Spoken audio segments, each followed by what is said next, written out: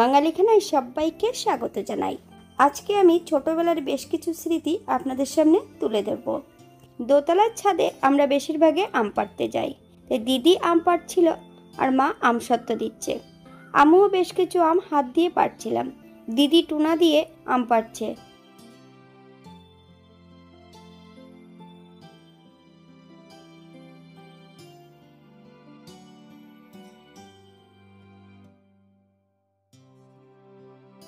তবে আম পাড়ার পর আমগুলো বেশ ভালো করে কিন্তু জল দিয়ে ধুয়ে পাকার জন্য রাখতে হয়।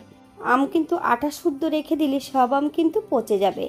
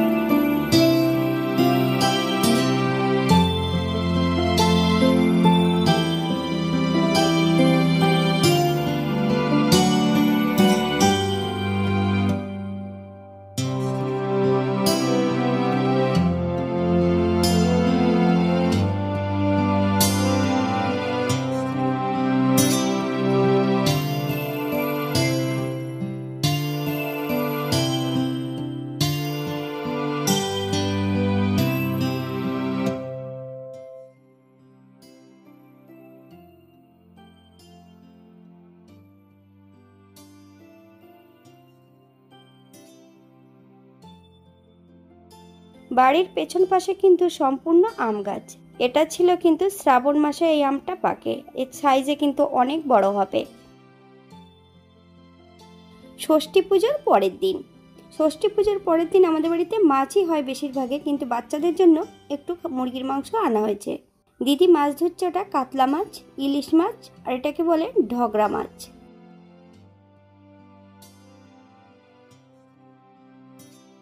আজকে আমি আপনাদের সামনে দেখাবো ইলিশ।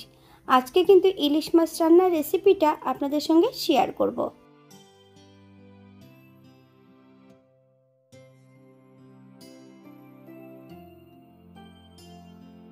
সম্পূর্ণ মাছগুলো বেশ পরিষ্কার করে ধুয়ে নেওয়া হয়েছে।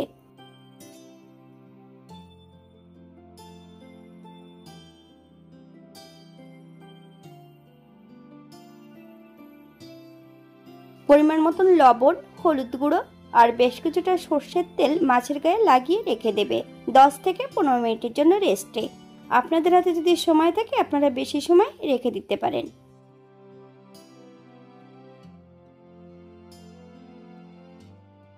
অপর দিক থেকে একটা মশলা তৈরি করে নিতে হবে।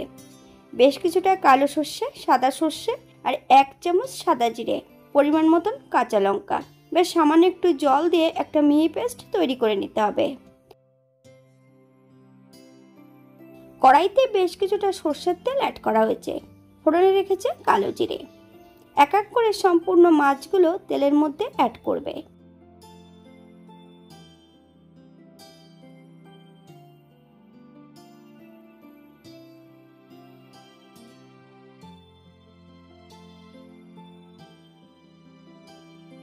সম্পূর্ণ মাছগুলো অ্যাড করা হয়েছে। আর মাছের মাথাগুলো দিয়ে কিন্তু কচু শাক রান্না করা হয়েছিল।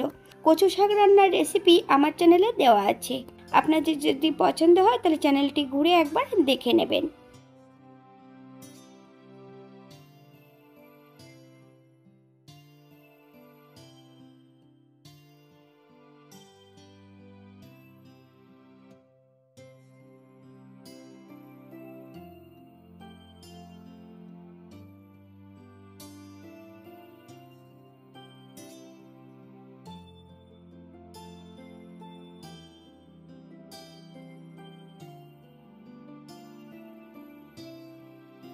এই পর্যায়ে সম্পূর্ণ সর্ষে দেওয়া জলটা অ্যাড করে দিতে হবে।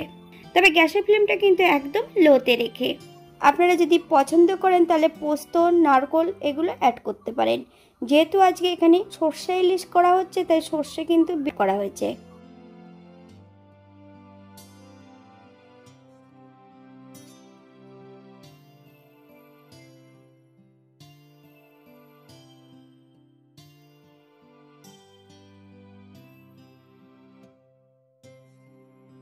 ঢগরা মাছের রেসিপিটা আমার আজকে এডিট করা হয়নি, তাই আপনাদের এটা দেখাতে পারলাম না। ওই রান্নাটা পরে একদিন আপনাদের সঙ্গে শেয়ার করব।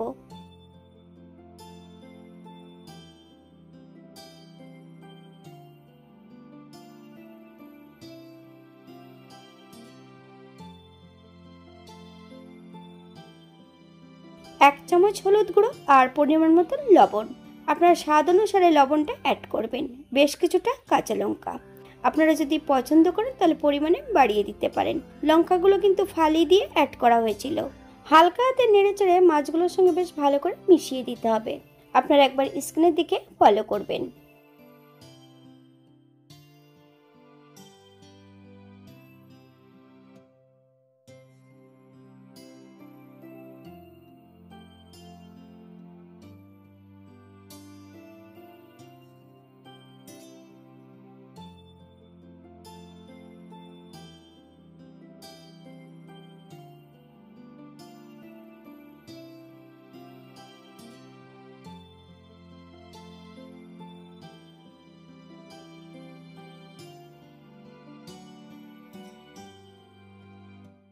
বাঙালি রান্না ঘরোয়া উপকরণ দিয়ে। আপনাদের যদি রান্নাগুলো পছন্দ হয় তাহলে চ্যানেলটি সাবস্ক্রাইব করে দিয়ে পাশে থাকবেন।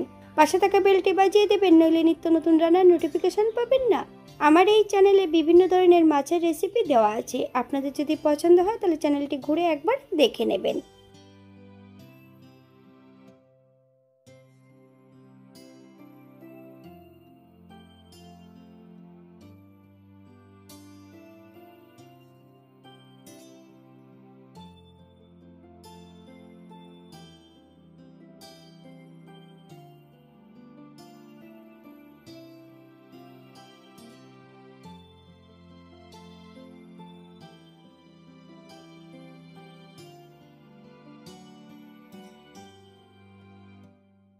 এখানে বেশ কিছুটা কাঁচা সর্ষের তেল অ্যাড করা হয়েছে। আপনারা এর থেকে কম বেশি করে নিতে পারেন। হাই ফ্লেমে বেশ 2 থেকে 3 মিনিটের মতন আবারও রান্না করে নিতে হবে।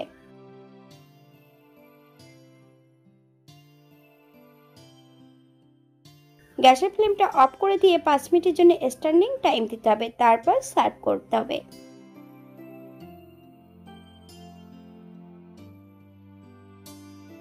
দেখতে যেমন ভারী সুন্দর হয়েছে, এটা কিন্তু খেতে অসম্ভব ভালো হয়েছিল।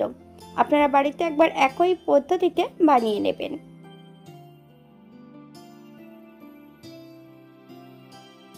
আজকের ভিডিওটি এই পর্যন্ত। সবাই সুস্থ থাকবেন, ভালো থাকবেন। অন্যদিন নতুন রেসিপি নিয়ে আপনাদের সামনে আবার আমি হাজির হব। নতুন ও পুরনো সকল বন্ধুদের অসংখ্য ধন্যবাদ ভিডিওটি দেখার জন্য। হাতে যদি সময় থাকে তাহলে একটা লাইক, কমেন্ট, শেয়ার করবেন।